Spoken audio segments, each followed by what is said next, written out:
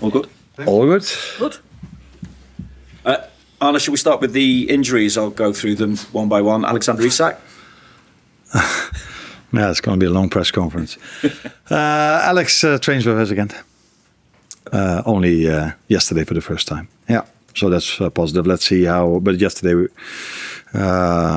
he did parts of it, so hopefully he can do parts or everything today, and let's then see how much we're going to use him tomorrow. Alisson and Mamardashvili. Alisson, not yet. Doesn't train with us yet, but very close to. Giorgi will train with us today for the first time, so let's see how he's going to react. And Mo? Mo also not trains with us yet, but is also, like Ali, getting very, very, very close to train with us. Obviously, we were here training on Wednesday as well, and Florian, Wirtz and Ibu were not out there. What's the situation with those two? Ibu had a personal reason not to be there, but he was there yesterday and today again. And Florian was a bit unwell. You say, yeah, a bit unwell, but he trained with us yesterday also.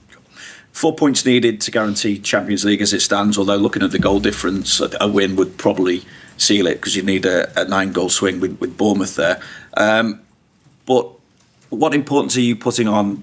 Not just getting over the line, but in terms of performances as well over the remaining 3 games? Usually this goes hand in hand. If you have a good performance, that usually leads to a result. So that's why performances are very crucial and important. It's not always like that in football. Sometimes you can have a poor performance but still win. But over the long term, it helps. If your performance is good, then it helps you of picking up more points. But the first and main aim is qualify for Champions League. And I think we've shown this season that we need a good performance to get results, because the opposite has been true a lot of times, that we had a good performance but the result was not there. But we did not had many times a poor performance and still had the result. It's not the type of team we are. We are not that well in set pieces or holding on, defending with all we got. So we need to have a good performance usually to win a game of football. So what are you expecting from Chelsea as well then, given their run of 8 consecutive defeats in the Premier League? If information is correct, a few of their players that we've been really missing have come back. So it will probably be a stronger team than last week, if the players that they say are back are back. That will be massive for them, as it is for any team. If you miss out your best players, that's never helpful to get results. But it's always a difficult game for both teams because there's so much quality on both ends. So it doesn't matter that much at the moment. I think how much you lost of how much you won. It's a game between a lot of very good individual players, and let's hope we have a very good team performance as well, because that usually helps individuals in being even better. Good. Arne, is it possible to know what to expect from Chelsea given the circumstance that they're in and the results that they've had as well? Yeah, absolutely, because all managers have their own idea about football. They've had 3 this season, and I think the current manager is a bit closer to what Maresca usually did.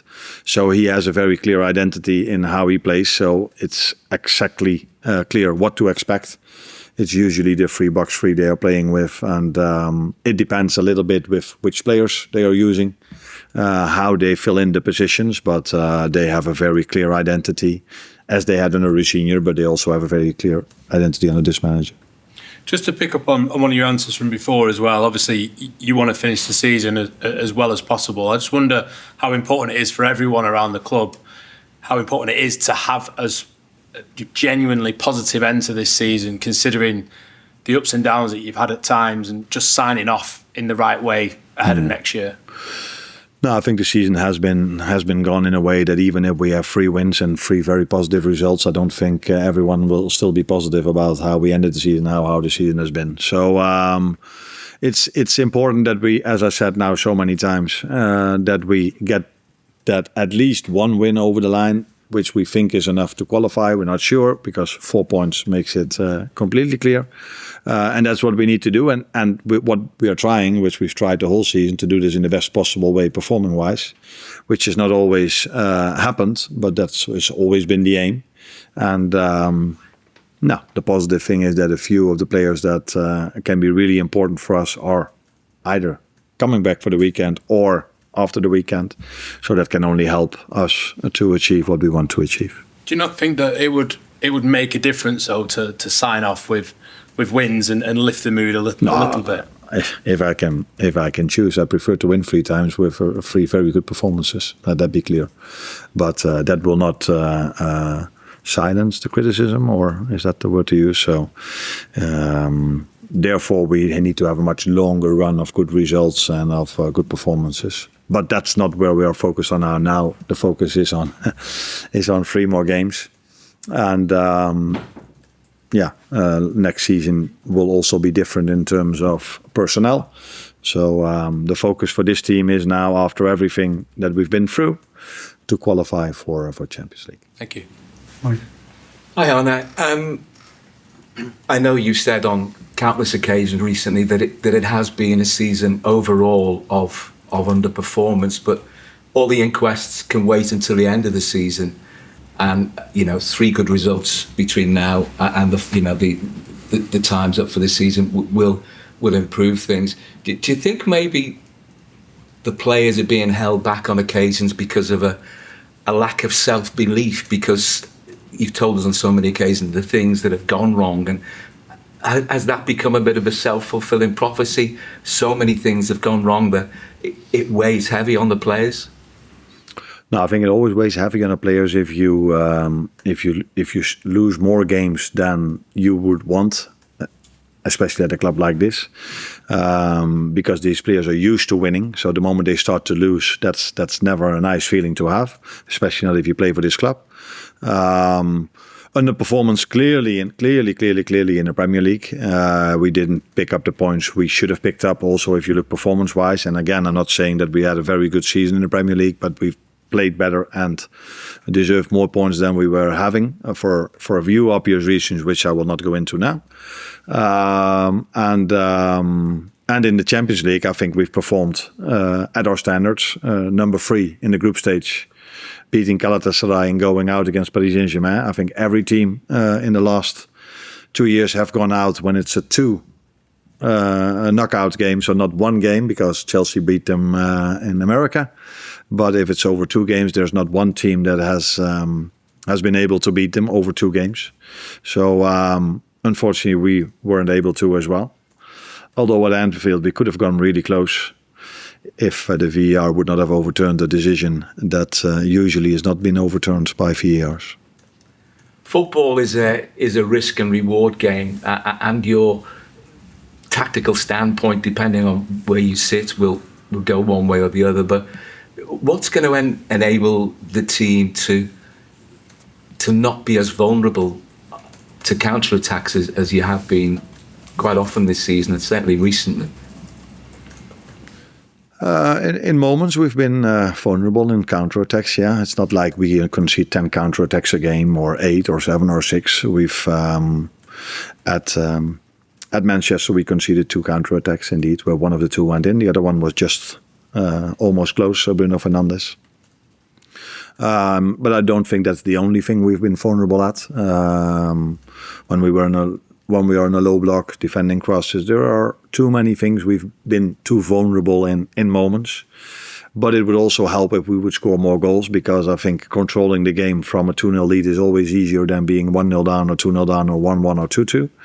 So it's a mix of everything. And I said many times, it's for me very clear and obvious where we have to improve. And that's what we've tried to achieve throughout the whole season. It has worked with ups and downs, but it's definitely something we will address in the summer, where we think we can improve on the market and then afterwards on the training ground.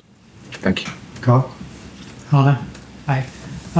We know you're losing Mo and Andy Robertson in the summer, 2 senior players. And Mo, in interviews last week, spoke about the bond of the team was changing, or is changing. I'm just wondering, how much of a part you think that has played in this season in terms of, the team mentality?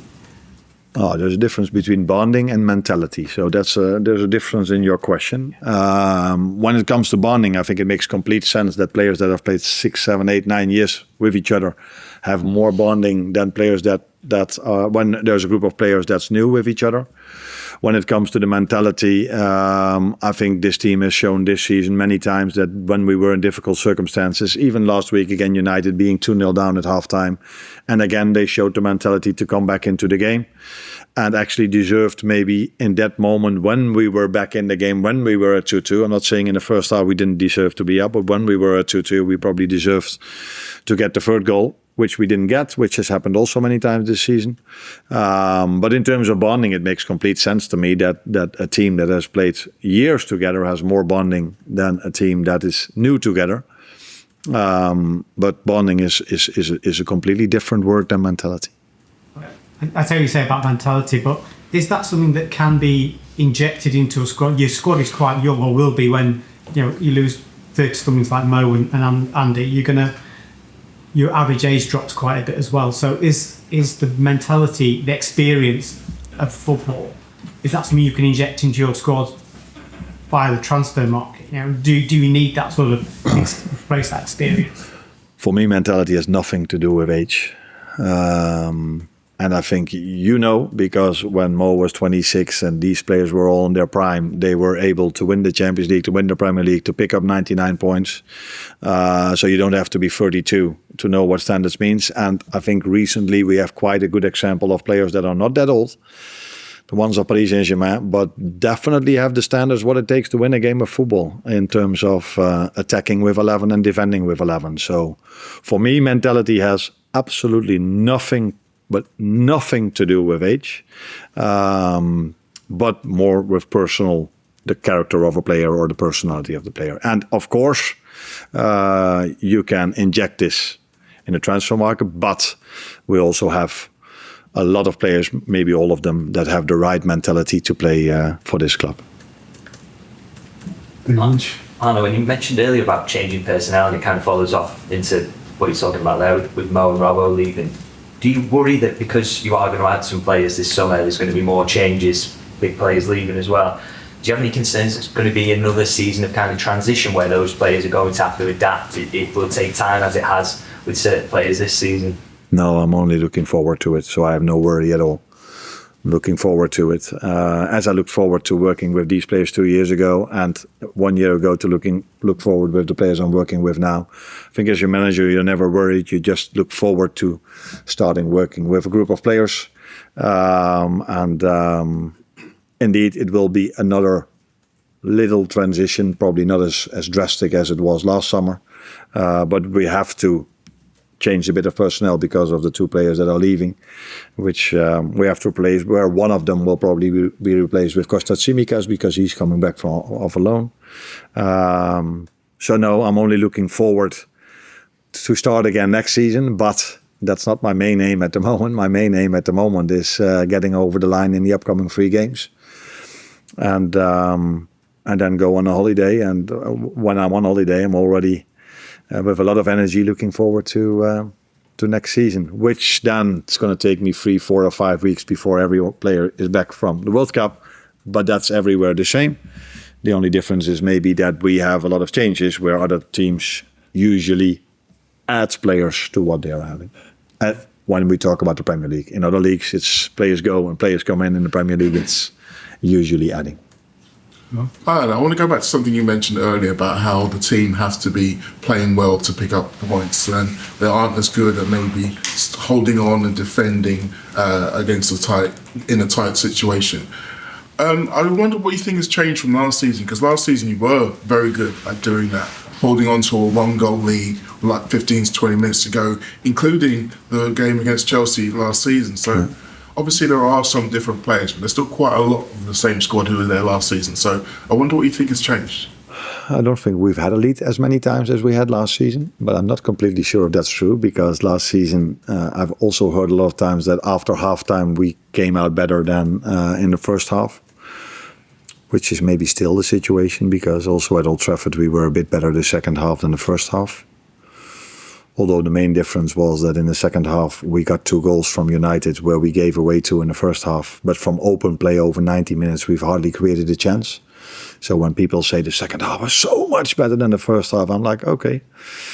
I think we dominated both halves in terms of ball possession, but we hardly created a chance from open play in both halves. Where in the second half, as I said, we got 2 goals of them in terms of a good high press in both situations, but 2 big mistakes of them. Where we in the first half made these mistakes with them scoring goals. So, I cannot tell you exactly, and if I could, I don't think this is the place to tell you exactly what my take on that is. That will maybe be clearer after the summer. So do you think it might be that a new set of players coming in will help change some of those things? I know you're not going to go into them. No. Always new players always change things. That's what we've seen last season as well. So if you have different players, different profiles, that also means usually that you see in details things are different than they were, which make complete sense because you always play to the strength of your players. At least that's what you try. And it depends on who we can bring in, how things will exactly look next season. But that there are definitely things we have to improve. You guys are already mentioning a few, and I have a few more. That's completely clear. Mm-hmm. Hi, Arne.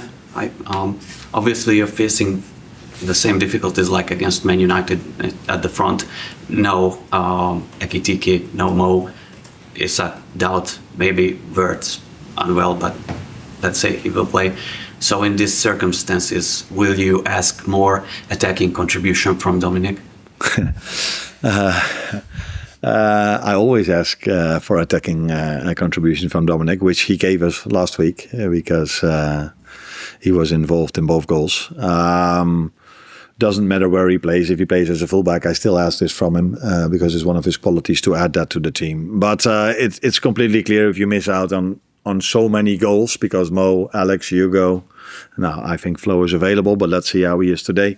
Of course, you miss out on a lot of goals, but there are all still players available for us that can score goals. And it's not that we need 10 goals tomorrow. At least that's not what I expect. We need a good performance, and I think we have more than only these 3 or 4 players that can score a goal from us, for us. I think this season has showed that our goals are quite spread around all players, where last season we were much more dependent on Mo, although Cody and Lucio scored a lot of goals as well, and maybe some others. But this season has been much more spread, so yeah. Cheers, as well. Arne, just please check on Conor Bradley. Would you expect to have him back for the start of pre-season, or is that going to drag on beyond that? I think, I not think this is what they tell me. In a rehab, it's always really important in certain steps if they go well or they don't go well, and it's really difficult in the stage where he's in now to predict exactly when he will be back. That will be by margins. So he's still inside. He works really hard to make the right steps, but he's at this moment quite far away of already going outside, and that makes it quite complicated to tell how long it's going to take. Thank you. You're welcome.